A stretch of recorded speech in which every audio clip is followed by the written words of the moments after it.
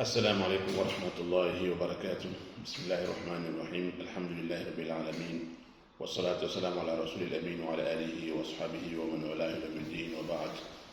Watukufu watazamaji, wasikilizaji na wafuatiliaji popote mlipo, kwa mara nyingine tena namshukuru Allah Subhanahu wa Ta'ala kutukutanisha kwenye halaka hii ambayo leo napenda kuangazia katika masala yanayoendelea hivi sasa katika vita vya Iran pamoja au dhidi ya Amerika na Israel.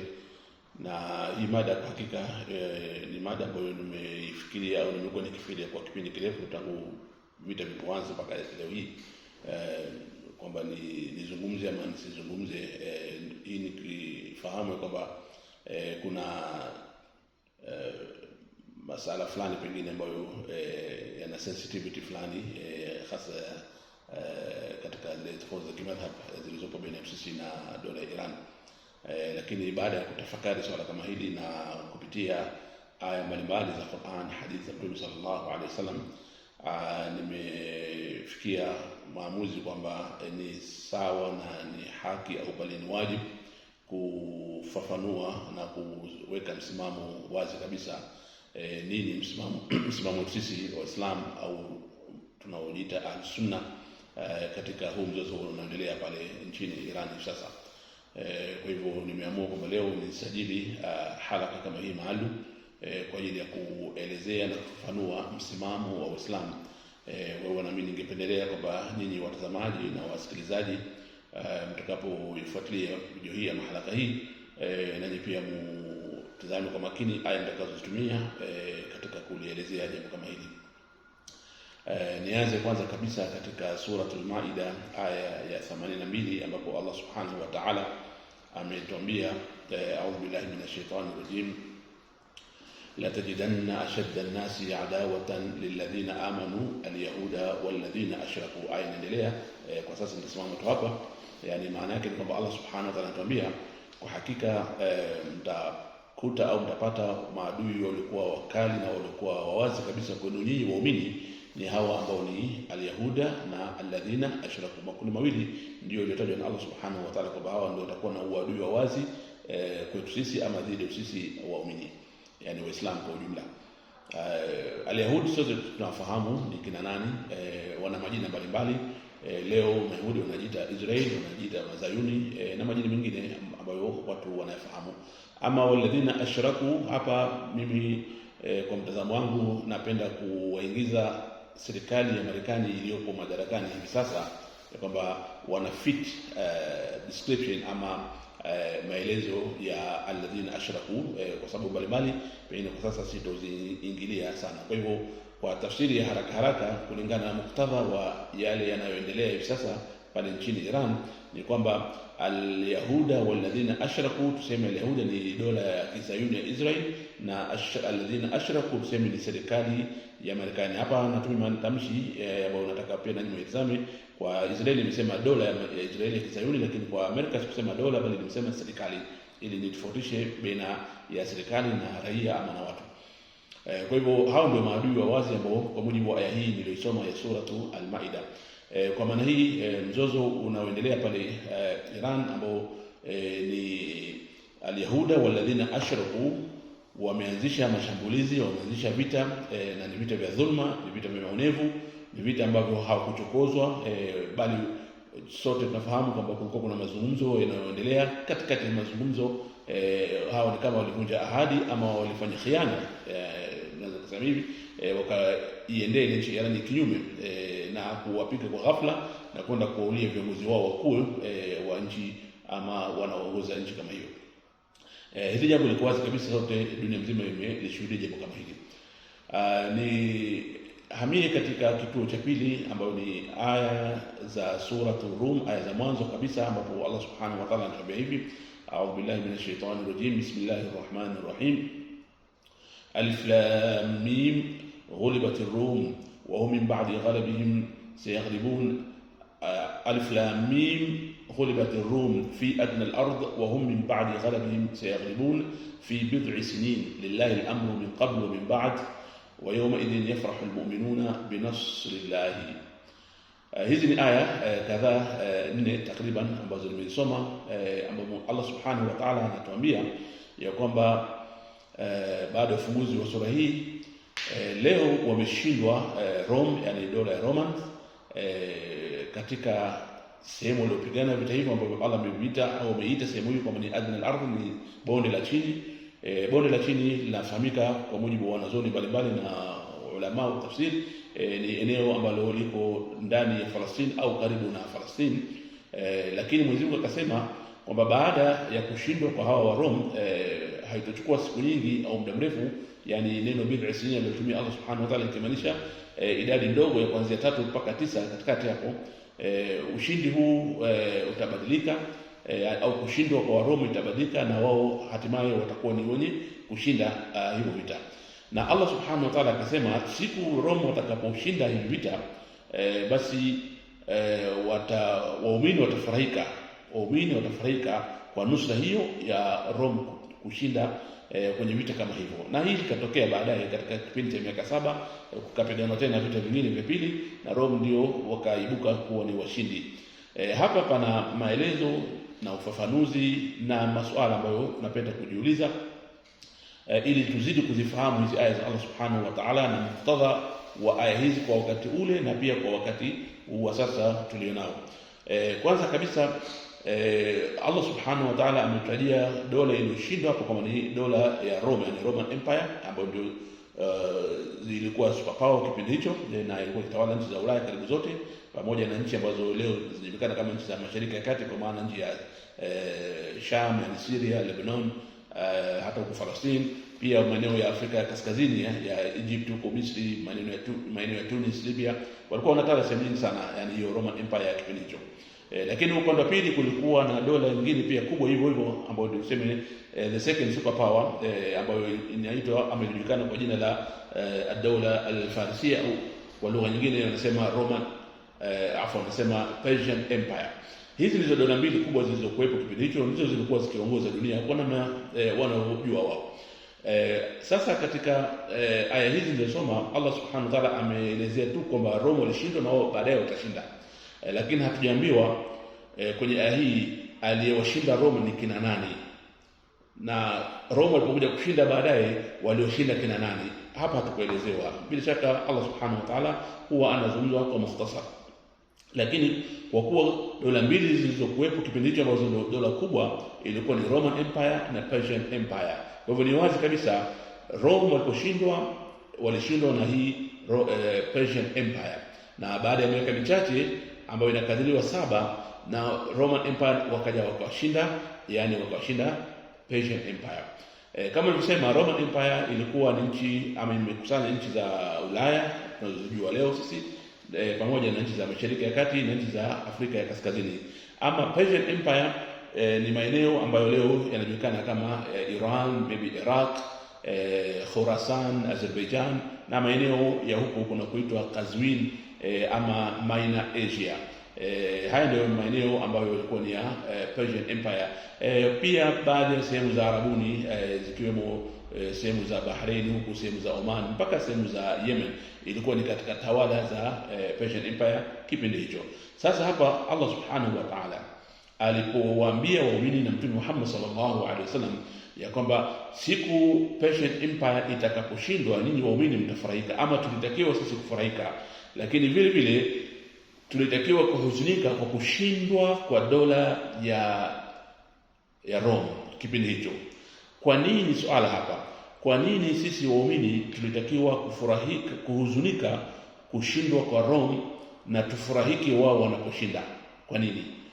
Kwa sababu jawabu sasa, unapolinganisha kwa kipindi hicho baina dola mbili hizi, yani Roman Empire na Persian Empire, ukizilinganisha alaka yao na ukaribu wao kwetu sisi waumini, ilikuwa Roman Empire wana ukaribu kidogo kwetu sisi ukilinganisha na wale Persian, kwa sababu hawa Roman Empire walikuwa ni Kristo na walikuwa wana chembe za kumwamini Mwenyezi Mungu Subhanahu wa Ta'ala, kuamini siku ya mwisho, kuamini malipo, kuamini pepo, kuamini moto. Walikuwa vitu kama hivyo ambavyo hivi ni misingi ya itikadi ya Kiislamu, ambapo Persian Empire kipindi hicho hawakuwa na haya yote. Walikuwa hawaamini uwepo wa Mungu kabisa, walikuwa na miungu yao, walikuwa wakiabudu moto, na walikuwa hawaamini pepo wala moto. Kwa hivyo kundi hili ama dola hii ya Persian ilikuwa liko mbali zaidi na imani na itikadi ya Kiislamu ukilinganisha na ile imani na itikadi ya Kristo kwa kipindi kile. Licha kwamba Kristo pia na wana upotoshaji mwingi walikuwa nao, yani kama kuamini utatu ambao ni kinyume na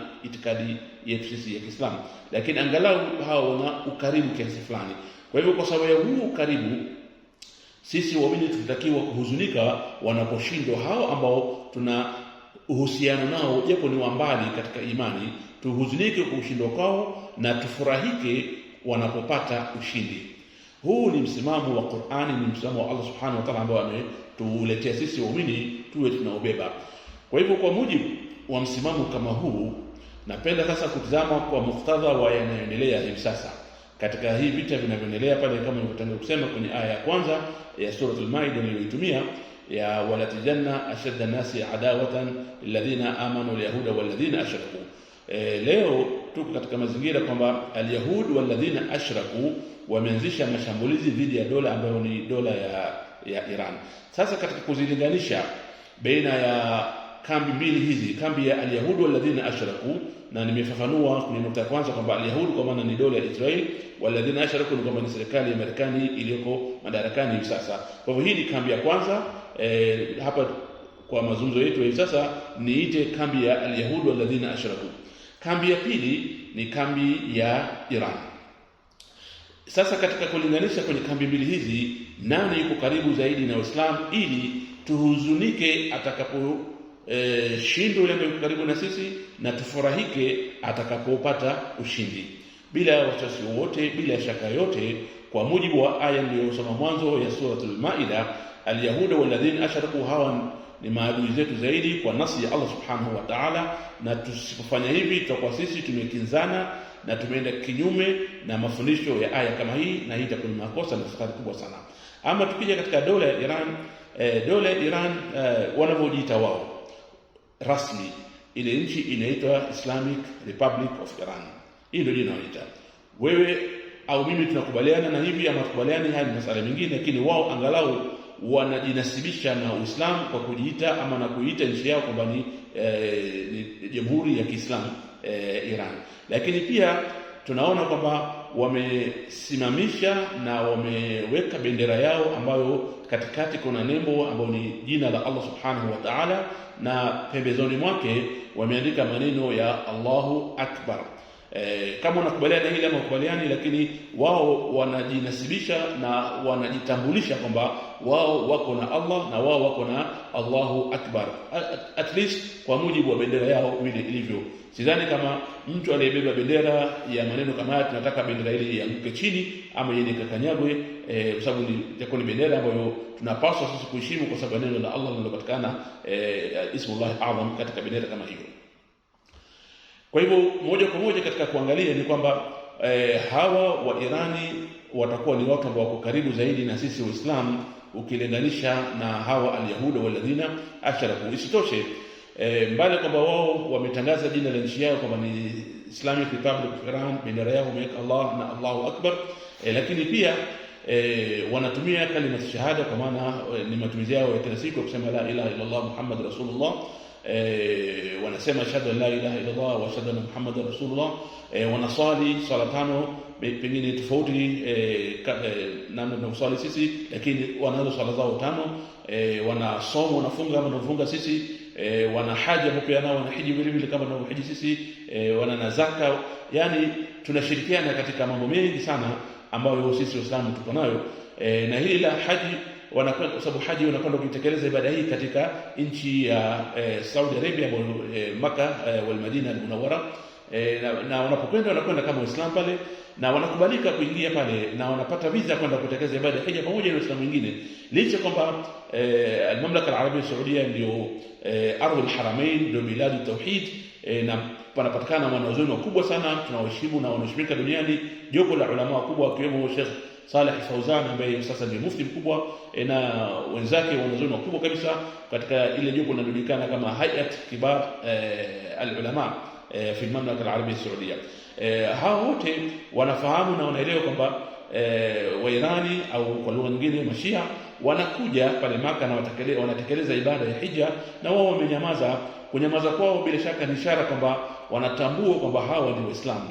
Khilafu zipo baina sisi na wao, ni kubwa ni ndogo, hii sitaki kuizungumzia wala sipendi kufungua mada kama hii, lakini kwa ujumla hawa ni Waislamu, na wapo wanazuoni wengi sana wanasema kwamba hawa ni Waislamu. Nadhani naamini na nafahamu pia ya kwamba wapo baadhi ya wanazuoni wengine wanaokataa kwamba hawa ni Waislamu.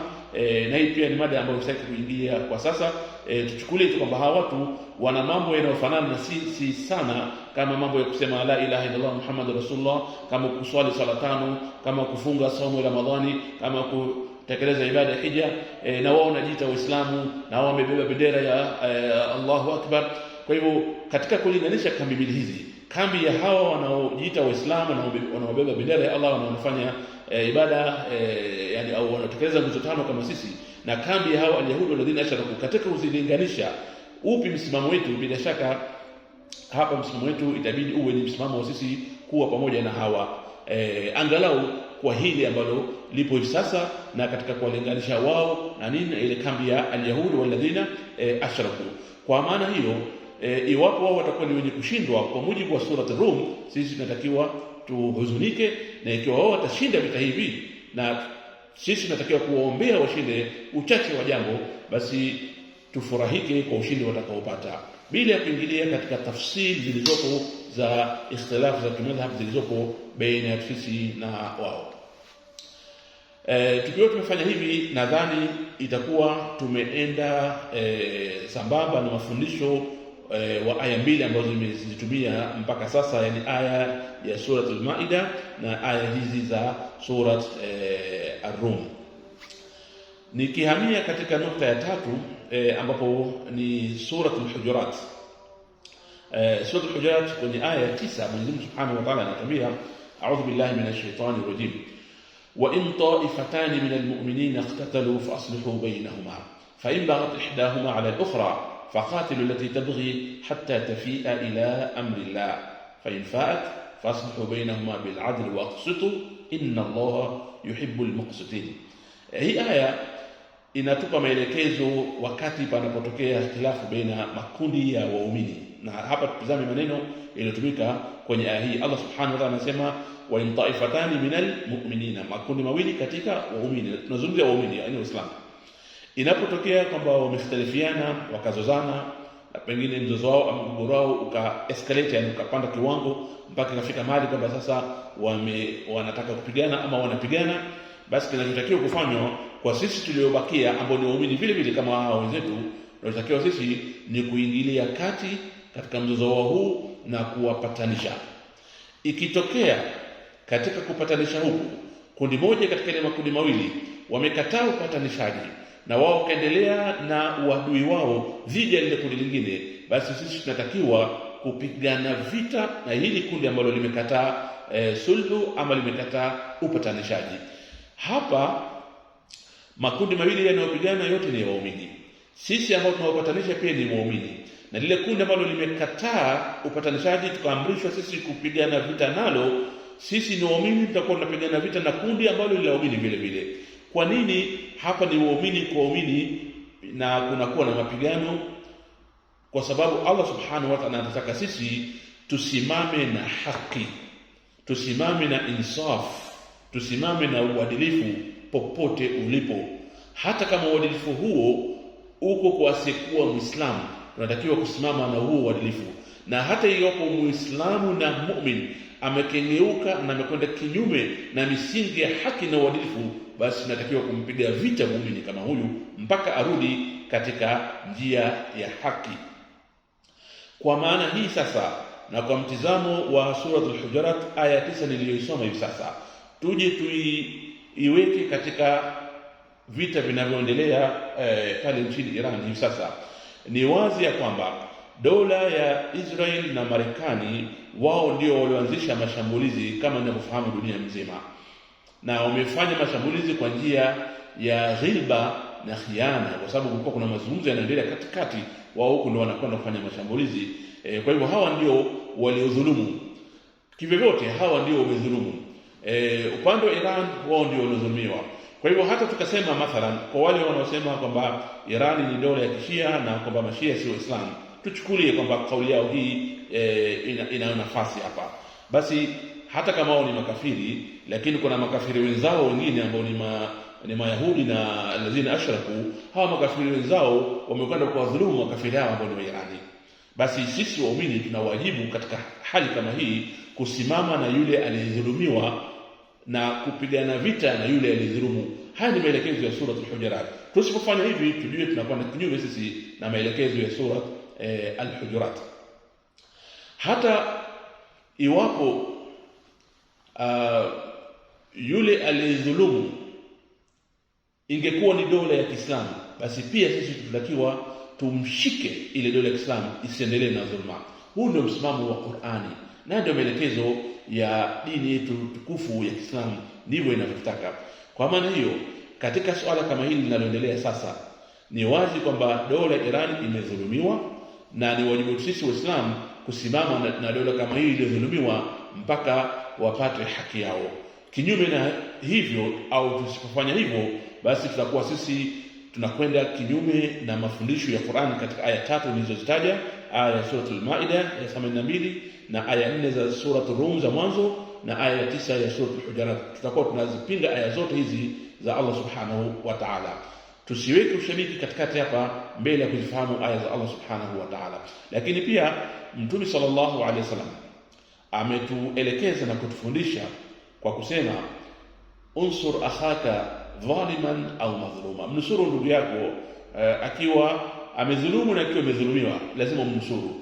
Masahaba kusikia kauli kama hii walifahamu kumnusuru aliyedhulumiwa, lakini hawajaelewa kumnusuru aliyedhulumu utamnusuru vipi.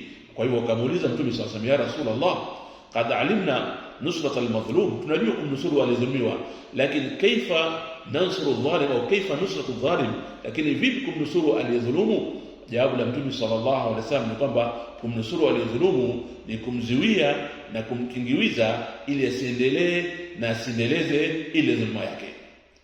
Hii ndio kumnusuru. Kwa hivyo kwa mujibu wa hadithi hii pamoja na aya 3 nilizozitaja, sisi kama Waislamu tunatakiwa sasa kusimama na aliyedhulumiwa, ambaye kwa vigezo nilivyovitaja, huyu aliyedhulumiwa ana kila sababu ya kupata usaidizi na support na nusra kutoka kwa Waislamu duniani na hata kwa wasiokuwa Waislamu. Labda nimalizie kwa neno la Waarabu wa zamani ambao wanasema albadiu adhlam, yani katika watu wale ambao wanalingana, lakini kitokea katika kudhulumiana yule mmoja ndio alianza kudhulumu, basi huyu alianza yeye ndio aliyedhulumu zaidi. Kwa hivyo huyu aliyedhulumu zaidi ndiye anafaa kupigwa vita na kuzuiwa asiendelee na dhulma kama hii.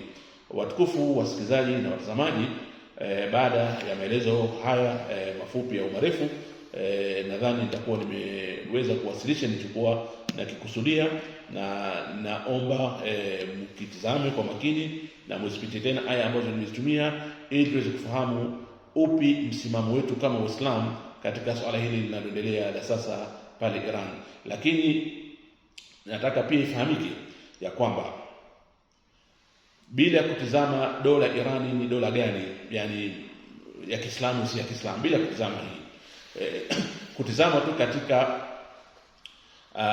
sera na mikakati ya hii dola ya Kizayuni, ni kwamba wao hivi sasa wako katika mpango mzima au mpango mkubwa wa kuanzisha dola yao ambao wanaita Greater Israel, yani dola kubwa ya Israel. Dola kubwa ya Israel maana yake itachukua maeneo mengi sana pale ilipo sasa, ambao ni sasa wako Palestina, lakini maeneo mengine yanayopangwa kuchukuliwa kwa ajili ya kuasisi dola kubwa ya Israel ni maeneo au ni nchi za Iraq, nchi za Jordan, nchi ya Lebanon, nchi ya Syria, nchi ya Misri na nchi ya Saudi Arabia mpaka maeneo ya Madina. Zote hizi ni sehemu ambazo wao wanadai Mayahudi kwamba hii ndio dola yao kubwa, na ramani yao wanapoichora wanachora ikiainisha maeneo haya niliyotaja. Kwa hiyo na hizi ni nchi ambazo si za Kishia, nchi za Kisuni. Kwa hiyo tufahamu ya kwamba dola ya Kizayuni iko kwenye mkakati mkubwa sana wa kuzimangasa ama kuzimeza ama kuzitafuna nchi hizi za Kiislamu, ikiwemo nchi ambayo ni ardhul haramain iko kwenye mkakati wa kunyakuliwa na kuchukuliwa. Tuweni makini sana katika kuliangalia swala kama hili. Kwa uchache wa jambo, hata kama dola Irani ni dola ya kikafiri, mimi ningeomba sisi Waislamu tuiunge mkono dola Irani, angalau ile ikayangushe dola ya Kiyahudi, ili wasiweze kuendelea na mkakati wao huu wa kutaka kuzitafuna ama kuzimeza hizi nchi za Kiislamu ambazo ni za Kisuni. Mantiki inatutaka sisi tuwe hivyo. Otherwise, bila hivyo basi na sisi wengine sasa tujiandae siku yetu ya kuja kunyakuliwa nchi zetu.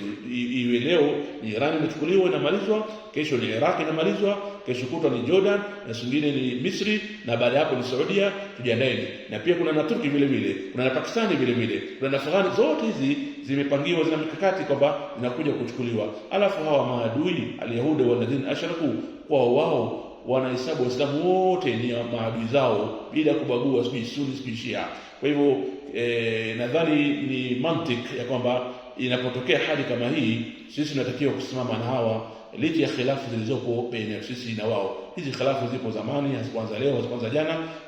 Khilafu hizi zipo zaidi ya miaka 1200 na sidhani kama zitakwenda kuisha. Kwa hivyo kwa haya na tumai itakuwa fikra imefika na imefahamika. Tunaomba Allah subhanahu wa ta'ala tujalie sisi sote, mimi pamoja na nyinyi tazama msikiliza, min alladhina yastami'una alqawla fayattabi'una ahsana. Tunaomba Allah subhanahu wa ta'ala an yansura almu'minin fi kulli makan, an yansura almu'minina fi Iran, fi Palestine, fi Gaza, fi Yemen, في ليبيا، في سوريا، في لبنان، وفي كل مكان. نسأل الله سبحانه وتعالى أن ينزل على المؤمنين نصرا عزيزا، وأن يذل الشرك والكفرة والأعداء والمشركين والصهاينة، وأن يزلزل الأرض تحت أقدامهم يا قوي يا عزيز يا أرحم الراحمين. والسلام عليكم ورحمة الله وبركاته.